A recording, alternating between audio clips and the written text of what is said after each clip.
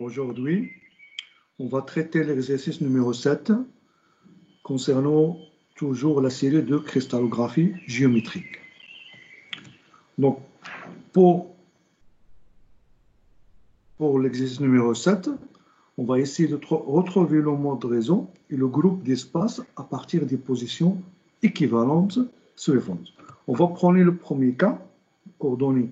Donc, vous avez les positions équivalentes x, y, z, x, y bar, z. Donc, on part d'un motif en position x, y, z arbitraire, donc ce qui est indiqué sur la figure, par le symbole rond plus. Rond plus. Donc, le signe plus indique que la position est située en côte est égale à plus z. C'est bon? Par rapport au plan de la projection. On a le plan de la projection, c'est le plan X ou Y. Donc, de la même manière, on va placer l'autre position de coordonnées X, Y bar, Z. Donc, maintenant, on va essayer de trouver quels sont les éléments de symétrie qui relient les deux positions équivalentes.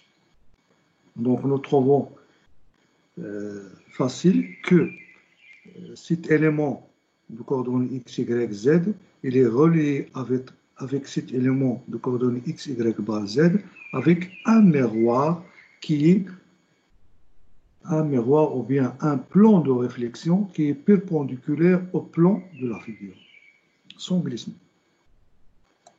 Donc, en résultant que le groupe ponctuel, c'est miroir. Puisqu'on a trouvé juste un miroir qui est perpendiculaire au plan de la figure, donc le seul élément de symétrie, c'est miroir, donc le groupe ponctuel, c'est M.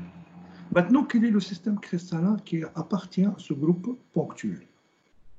Donc, ce groupe ponctuel, ou bien cet élément de symétrie, dérive de roton-inversion. C'est quoi ça veut dire roton-inversion? C'est deux barres. Donc, vous avez rotation suivie d'inversion. Donc, le roton-inversion de barre, il est équivalent à un miroir. Donc, il n'y a pas d'autres éléments de symétrie plus élevés que 2. On a juste 2 barres. On n'a pas 3 axes 2 qui sont perpendiculaires entre eux. Si vous avez 3 axes 2 ou bien 3 miroirs qui sont perpendiculaires, on est dans le cas de système orthogonal.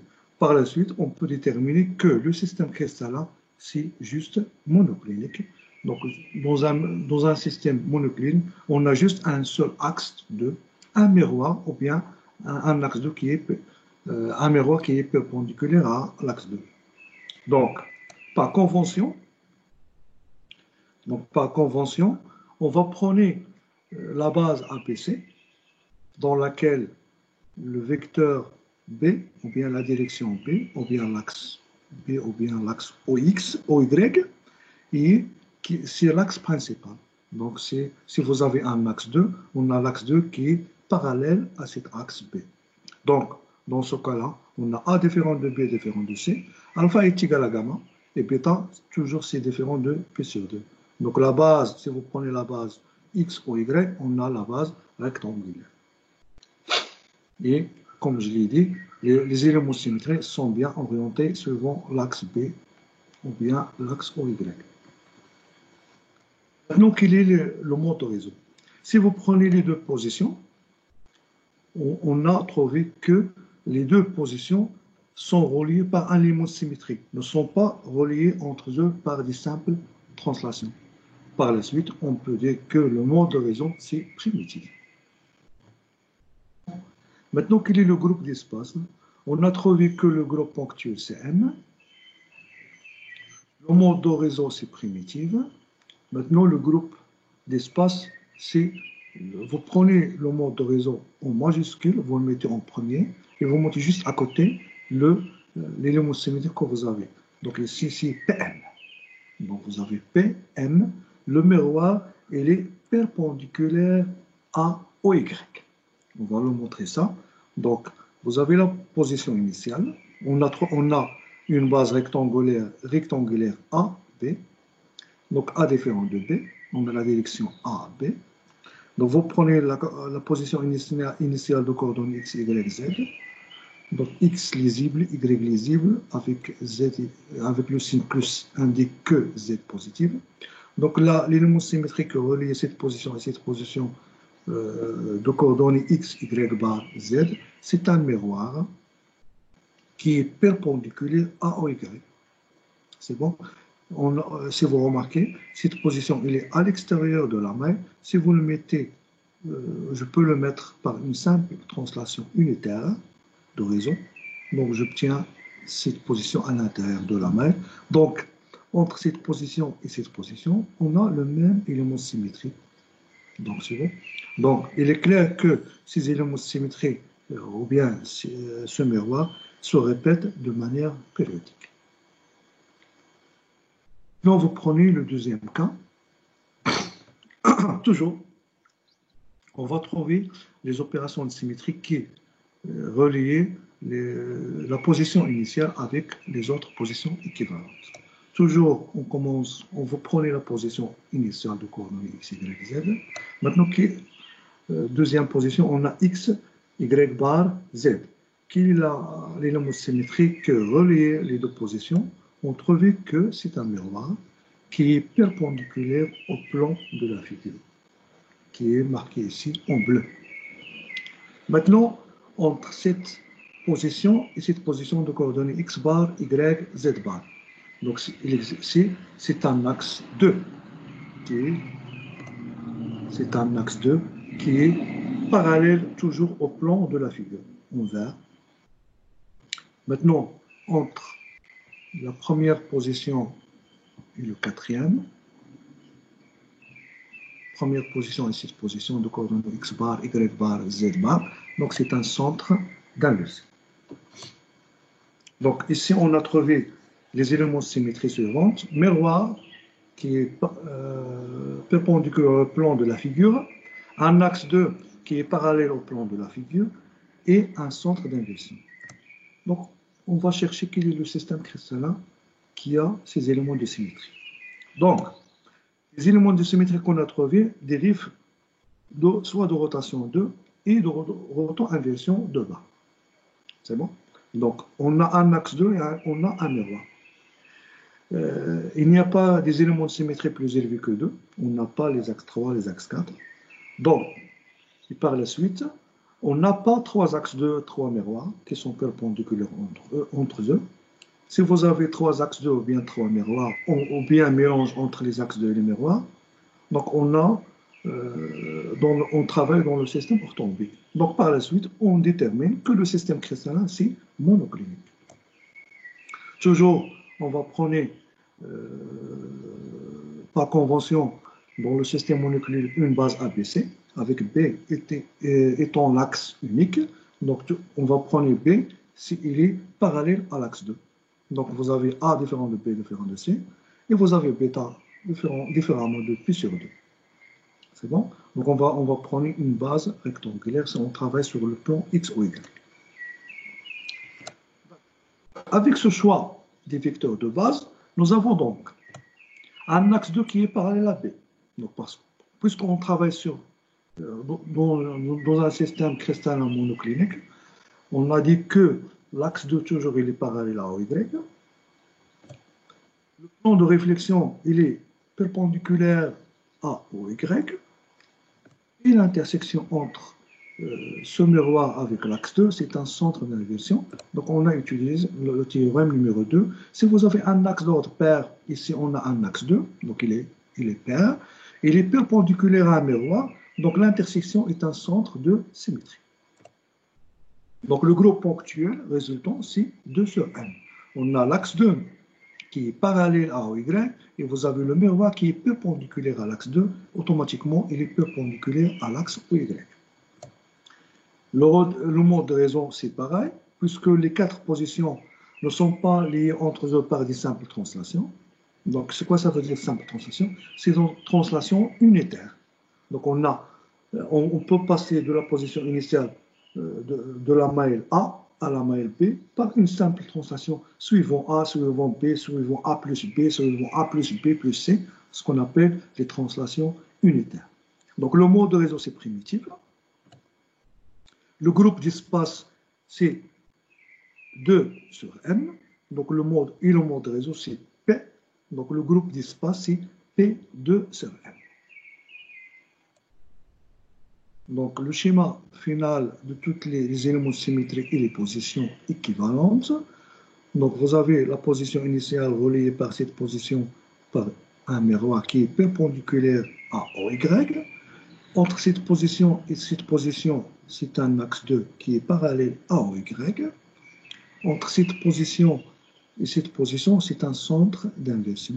Donc on remarque que les éléments de symétrie se répètent de manière périodique. Donc les miroirs se répètent de manière périodique.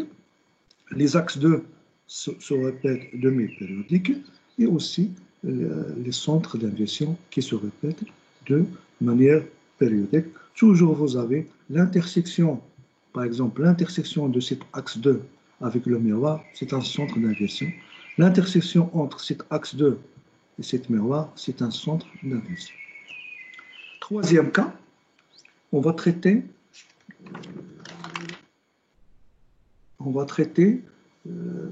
ces positions pour déterminer quels sont les éléments de symétrie. Donc on va trouver les opérations de symétrie. Si vous prenez la position initiale de coordonnées x, y, z, on va essayer de trouver quel élément de symétrie qu'on peut relier cette position avec cette position. Donc automatiquement, un axe 2, c'est un axe 2 perpendiculaire au plan de la figure. Je l'ai marqué aussi en noir. Maintenant, entre cette position et cette position. Donc cette position est là de coordonnées 1 demi moins x, 1 demi plus y, z bar. Donc automatiquement 1 demi moins x, ça signifie que vous avez un élément de symétrie en x est égal à 1 quart. Donc par la suite, on peut déterminer qu'il s'agit d'un axe hélicoïdal de 1 parallèle à y, puisque vous avez la translation y plus 1 demi, donc parallèle à y, et situé en x est égal à 1 quart. Donc si vous prenez cette position, je l'ai fait rotation, je trouvais ici un petit rond avec moins, je le dépasse suivant y plus 1 demi. C'est bon. Maintenant, entre cette position et cette position-là, donc il s'agit de cette position, il a le coordonnées x plus 1 demi, y 1 demi moins y et z bar. Donc il s'agit aussi d'un axe de 1 qui est situé en y est égal à 1 quart. Maintenant, déterminer le système cristallin. Quels sont les éléments symétriques qu'on a trouvés? On a trouvé des axes 2. Donc, ces éléments de symétrie dérivent de rotation 2. On a juste soit 2, on a 2, 2, 1, on a axe de 1 et un axe 2. Donc, ils dérivent de rotation 2. Il n'y a pas des éléments de symétrie plus élevés que 2. Il n'y a pas les axes 3, les axes 4 et les axes 6. Donc, les éléments de symétrie sont perpendiculaires entre eux. Prenez cet axe de 1 et axe de 1 sont perpendiculaires. Donc, automatiquement, on travaille dans un système cristallin qui est l'orthorhombique. Quelle est la base choisie pour l'orthorhombique? Toujours, on travaille sur une base ABC qui est orthogonale entre eux. Donc, c'est quoi ça veut dire orthogonal? On a A perpendiculaire à B et perpendiculaire à C, ainsi de suite. Donc, les trois axes 2 sont perpendiculaires entre eux. Donc, dans la base orthorhombique, on a A différent de B différent de C. Alpha est égal à bêta est égal à gamma est égal à P sur 2. Et la base de la projection, c'est une base rectangulaire. Donc maintenant, on a connu que le système, c'est le système orthorhombique. Quelles sont les directions pour un système orthorhombique? Ou bien les directions indépendantes. Donc toujours la première direction pour un système orthorhombique, c'est suivant 1, 0, 0. Donc suivant OX, donc soit A. Donc vous prenez direction A. Deuxième direction, c'est 0, 1, 0. Donc suivant OY, suivant P. Troisième direction, c'est 0, 0, 1, donc suivant C. Donc si vous prenez les trois directions, maintenant, on peut préciser l'orientation exacte des éléments symétriques qu'on a trouvés. Donc, l'axe de 1, on a trouvé qu'il est parallèle à A. Parallèle à A, O, Y est égal à 1 quart. Un axe de 1 qui est parallèle à B, où X est égal à 1 quart. Et un axe 2 qui est parallèle à C. Donc, avec ces trois directions, on peut déterminer ce qu'on appelle le sous-groupe.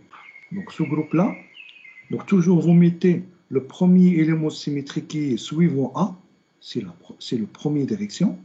Deuxième direction, c'est l'élément symétrique suivant B. Donc ici, on a 2, 1. Toujours les axes sont parallèles à A. 2, 1, c'est un axe, donc automatiquement il est parallèle à B. Un axe 2, sans translation, donc c'est parallèle à C. Donc voilà le groupe, ce qu'on appelle le sous-groupe avec les translations. Maintenant, pour déterminer quel est le groupe ponctuel à partir de ce groupe, qu'est-ce qu'on va faire? Vous prenez ce groupe-là et vous éliminez, on va remplacer tous les éléments de symétrie avec glissement par des éléments correspondants sans glissement. Donc, si vous prenez un axe de 1, donc un axe de 1, c'est quoi ça veut dire un axe de 1? Un axe hélicoïdal de 1. Donc vous avez un axe 2, vous avez rotation 2P sur 2, rotation 2P, suivi d'une translation. Maintenant, vous éliminez la translation, donc on a un axe 2 qui est simple, un axe 2. Et par la suite, on peut déterminer que le groupe ponctuel, c'est 2, 2, 2. Donc 2, 2, 2. Le premier 2, donc il est parallèle à A. Deuxième 2, parallèle à B. Troisième 2, parallèle à C. Maintenant, pour déterminer le mode de réseau, je vais vous montrer une autre méthode pour déterminer le mode de réseau plus simple. Si vous prenez le système orthorhombique, quels sont les modes possibles pour le système orthorhombique? Donc, il existe 4 modes, soit primitif, soit centré, mode I, soit mode F à face centrée, soit mode C à base centrée. C'est bon? Donc, soit C, soit A, soit B. Maintenant, pour le mode I, pour dire que vous avez un mode I, donc, il existe plus les translations unitaires, qu'on a dit, soit A, soit B, soit C, soit A plus B plus C. La translation 1 demi, 1 demi, 1 demi. Maintenant, pour le mode F, plus les translations unitaires, il faut avoir les 3 translations, les 3 en même temps. Donc, c'est 0, 1 demi, 1 demi, donc B plus C sur 2, A plus C sur 2, A plus B sur 2. Et pour le mode C, par exemple, la translation 1 demi, 0. Donc A plus B sur 2. Maintenant, si on considère la position générale X, Y, Z pour un mode I, donc il faut avoir parmi la liste une autre position équivalente de coordonnées X plus 1 demi, Y plus 1 demi, Z plus 1 demi. Donc si vous prenez la liste qu'on a, est-ce qu'on a le coordonnée X plus 1 demi, Y plus 1 demi, Z plus 1 demi parmi les positions qu'on a.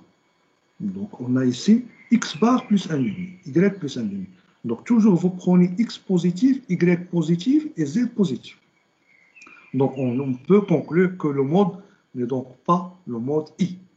Donc par le même raisonnement, on peut arriver que le mode qu'on a, c'est le mode primitif. Parce que si vous prenez cette position-là, c'est moins X plus 1 demi. On ne peut pas dire c'est la translation 1 demi, 1 demi, 0. Si vous avez X plus 1 demi, Y plus 1 demi, on peut dire Z positif. Donc X plus 1 demi, Y plus 1 demi, Z positif, on peut dire qu'on a le mode C. Donc par la suite, donc par concurrence, donc par la suite, on peut conclure que le mode de réseau, c'est le mode primitif parce qu'on n'a aucune translation, soit 1 demi, 1 demi, 1 demi, soit les translations pour le mode F, soit la translation pour le mode C, ou bien A, ou bien B. Maintenant, quel est le groupe d'espace? On a déterminé que le sous-groupe, c'est 2, 1, 2, 1, 2. Le groupe ponctuel résultant, c'est 2, 2, 2. Le mode de réseau, c'est primitif. Maintenant, le groupe d'espace. Il faut faire attention. Pour le groupe d'espace, il faut mettre le mode de réseau et vous mettez les éléments symétriques que vous avez. On ne peut pas le mettre 2, 2, 2. On a un axe de 1, suivant A. Un axe de 1, suivant Y, et un axe 2, suivant Z. Donc, il faut mettre les éléments symétriques que vous avez. Donc, le schéma final, donc, toujours, vous avez les éléments symétriques qui se répètent périodiquement. Donc, vous avez les axes 2 qui se répètent demi-périodiquement. Vous avez les axes 2, par exemple, un axe de 1 qui est parallèle à Y, situé en x est égal à 1 quart, automatiquement, on va le trouver en y, x est égal à 3 quarts. Et par la suite, pour l'axe 2 qui est parallèle à A, en y est égal à 1 quart, on peut l'avoir en y est égal à 3 quarts. C'est bon? On a 4 positions, donc 1, 2, 3, 4 positions à l'intérieur de l'arbre. Maintenant, pour le quatrième cas, toujours, on va essayer de trouver les éléments symétriques. On peut relier la position initiale avec les autres positions. Donc, si vous prenez cette position x, y, z avec x, y bar z, donc, on peut conclure qu'on a entre les deux positions, il s'agit d'un plan de réflexion perpendiculaire au plan de la figure sans glissement. Donc, c'est un miroir simple. Maintenant, entre cette position-là et la troisième position. Donc, il existe un autre miroir qui est toujours perpendiculaire au plan de la figure. Maintenant, entre toujours la première position et la quatrième position, donc il existe un axe qui est perpendiculaire au plan de la projection, ou bien le plan de la figure. Maintenant, quel est le système cristallin résultant? Donc, qu'est-ce qu'on a ici? On a deux miroirs et on a un axe 2. Donc, ces éléments symétriques dérivent toujours de rotation, soit de barres, soit un axe 2, soit un miroir. Il n'y a pas des éléments symétriques plus élevés que 2. C'est bon. Et les trois éléments symétriques sont perpendiculaires entre eux. Donc, vous avez miroir perpendiculaire à notre miroir, et vous avez un axe 2 qui est perpendiculaire aux deux miroirs. C'est bon? Il est parallèle avec les deux miroirs. Donc, l'intersection, donc on a un théorème. Si vous avez deux miroirs qui sont perpendiculaires, l'intersection, c'est un axe 2.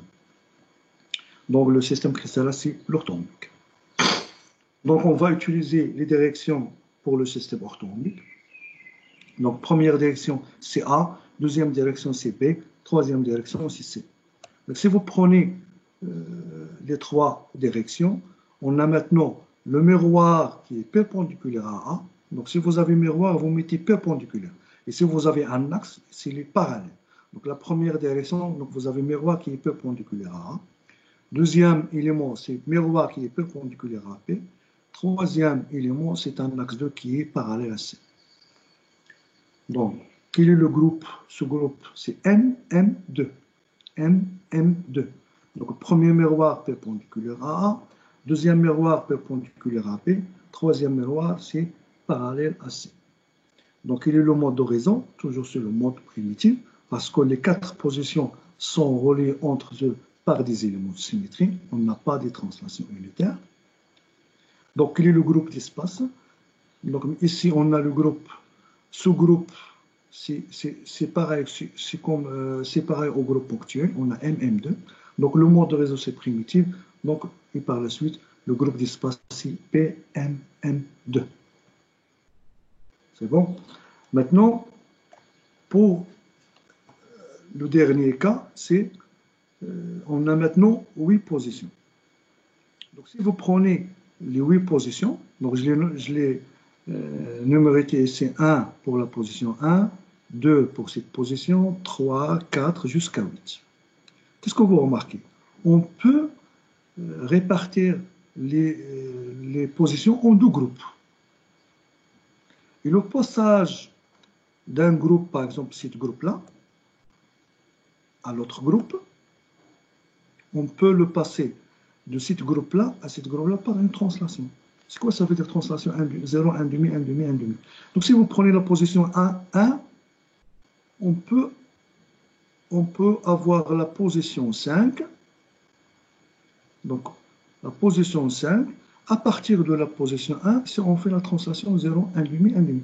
Donc x, y, z, si je les mets la translation, donc x, y plus 1 demi, z plus 1 demi. Donc voilà la position qu'on a trouvée. Si vous prenez la position numéro 2, x bar, y bar, z, je le mets la translation, je trouve aussi la position numéro 6. Si x bar, y bar plus 1 demi, z plus 1 demi. La position numéro 3, on peut faire translation pour trouver la position numéro 7. Donc x, y bar plus 1 demi, z plus 1 demi. La quatrième position, x bar, y, z. Donc c'est x bar, y plus 1 demi, z plus 1 demi. Donc quel est le mode d'horizon? C'est le mode A.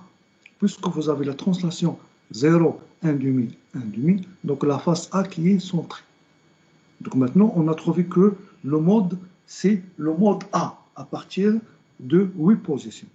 Donc les 8 positions sont divisées en 12 sous-groupes, ou bien 2 groupes. Et le passage de ce groupe-là à ce groupe-là se fait par une translation de 0, 1 demi, 1 demi. Donc maintenant, si vous prenez juste les 4 positions, les 4 premières positions, on peut déterminer les éléments de symétrie. Donc, de la position 1 vers la position 2, donc c'est un axe 2. Donc les 4 premières positions, c'est les 4 positions qu'on a traitées dans le cas de D. Au lieu de E, c'est D. On va trouver les mêmes éléments de symétrie. Donc vous avez x, y, z, on a x bar, y bar, z, donc c'est automatiquement un axe 2 qui est parallèle à C. Maintenant, toujours entre la première position et la troisième position. Donc il s'agit d'un miroir qui est perpendiculaire à P, puisque vous avez y bar et C, donc il est perpendiculaire à P à l'origine. Maintenant, entre la position numéro 1 et la position numéro 4, donc c'est un miroir qui est perpendiculaire à A. Donc quel est l'élément de symétrie? Donc quel est le système cristallin? Le système cristallin, c'est l'orthorhombique. Quelle est la direction de l'orthorhombique? Donc la première direction, c'est A. Deuxième direction, c'est B. Troisième direction, c'est C. Donc quel est le groupe ponctuel? C'est MM2. Donc la première direction suivant A. Deuxième direction suivant B. Troisième direction suivant C. Si vous avez miroir, c'est perpendiculaire. Si vous avez un axe 2, c'est parallèle. Donc quel est le groupe d'espace? Donc on a trouvé que le mode, c'est A. Et le groupe ponctuel, c'est MM2. Donc AMM2. Maintenant, pour bien comprendre comment faire pour tracer tous les éléments de symétrie et les positions équivalentes dans une maille orthorhombique. Donc, si vous prenez la position initiale, donc la position initiale, c'est le coordonnée x, y, z. Deuxième position, c'est là. Il est équivalent, c'est là si je le fais translation, donc A plus B. Donc je trouve la même position à l'intérieur de la maille. Quel est le coordonnée de cette position? C'est x bar, y bar, z. Troisième position. Troisième position, c'est celle-là. Donc, il est pareil à celui-là. Quel est le coordonnée de celui-là? C'est x, y bar, z. Donc, quatrième position, à l'intérieur de la maille. Donc celui-là, si je le fais translation d'horizon, donc j'ai A. Donc si je le fais translation sur A. Quel est le coordonnée de ce? C'est x bar, y, z. Maintenant, le cinquième position. Quel est le coordonnée de cette cinquième position? Cinquième position, on a x, y plus 1 demi, z plus 1 demi. Donc c'est la position obtenue si j'applique le mode A. Donc si j'applique le centrage A, donc je peux déplacer cette position à cette position par le mode A. Donc je l'ai fait c'est la translation 1 demi. Donc vous avez le même x, et vous avez y plus 1 demi, et vous avez z plus 1 demi. Donc on a fait la translation 0, 1 demi, 1 demi. Maintenant, on peut régénérer 3 nouveaux éléments de symétrie avec translation. Les 3 nouveaux éléments de symétrie, donc on va chercher quel est l'élément de symétrie qu'on peut générer la position 6 à partir de la position numéro 1. Donc la position 6, c'est celle-là, à l'extérieur de la maille. Et si vous mettez la translation, vous retrouvez à l'intérieur de la maille. C'est bon? Donc à partir de 1 à 6, qu'est-ce qu'on a? On a un axe de 1.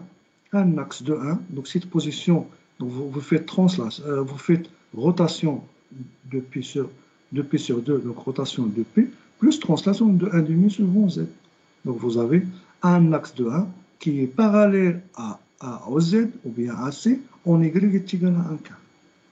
Maintenant, entre la position 1 et 7, entre la position 1 et 7, quel est le coordonnée de la position 7? Donc c'est X, 1,5 moins Y, Z plus 1,5. Donc il existe un miroir du type C. Un miroir du type C, donc vous avez sous forme, c'est un trait des pointillés, c'est bon? Donc si je prends cette position, j'applique la réflexion, je suis là. Donc, puisque vous avez un limite symétrique en Y est égal à 1 quart, donc automatiquement c'est 1,5 moins Y, et je fais le glissement suivant Z. C'est pour cela que je l'appelle le miroir du type C. C'est un miroir du type C qui est perpendiculaire à P en Y est égal à 1 quart. Le troisième élément de symétrie, c'est un plan de glissement de type N. Donc si vous prenez cette position-là, et la position numéro 8, donc j'ai miroir plus translation de 1,5 suivant Y, donc j'ai la translation 1,5 suivant Y, plus 1,5 suivant Z. C'est pour cela qu'on l'appelait miroir du type N. Pourquoi on n'a pas mis le symbole de miroir du type N? Parce qu'il est caché par le miroir du type M, qui est le miroir principal. Donc, si vous prenez les quatre positions qui est dans les sommets, donc si je le fais translation unitaire, j'obtiens les quatre positions, donc suivant P. Si je prends les quatre positions, je fais translation suivant A, j'ai les quatre positions. Si je le fais A plus B, j'ai trouvé les quatre positions. Maintenant, si je le fais translation B sur 2 plus C sur 2, donc on a ce qu'on appelle le centrage A. Donc les quatre positions, vous mettez translation suivant B, donc B sur 2, plus C sur 2, puisque vous avez tous, et si vous avez tous Z, c'est plus Z. Si je l'ai fait translation suivant Y, donc cette position, je peux passer de cette position à cette position Y plus 1,5, de cette position à cette position Y plus 1,5, de cette position à la position numéro 6, Y plus 1,5, et cette position à la position numéro 8, Y plus 1,5. Et ainsi de suite, si vous avez plus 1,5 suivant Z. C'est pour cela qu'on a les 8 positions qui sont à l'intérieur de la maille. J'espère que tout est clair et à la prochaine, Inch'Allah.